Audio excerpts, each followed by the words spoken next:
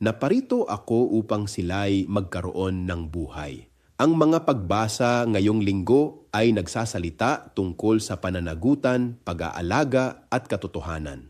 Mula sa baha sa Genesis hanggang sa larawan ng mabuting pastol sa Ebanghelyo, ang tunay na buhay ay kaakibat ng pananagutan. Sa Pilipinas, nanatiling usapin ang hindi pagharap ni Sara Duterte sa mga alegasyon laban sa kanya, pati na ang mga ulat ng Anti-Money Laundering Council. Kasabay nito, ramdam ng mamamayan ang bigat ng krisis, lalo na ang pagtaas ng presyo ng bilihin dulot ng kaguluhan sa Middle East. Sa ilalim ng pamumuno ni Ferdinand Marcos Jr., sinusubok din ang mga institusyon.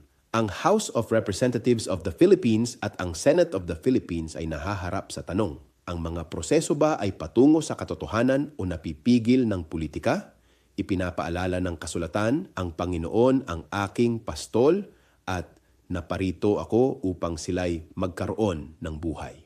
Ang mga salitang ito ay panawagan sa pananagutan at katarungan. Ang tanong sa atin ngayon, kung ang katotohanan ay nananawagan, sino ang handang humarap?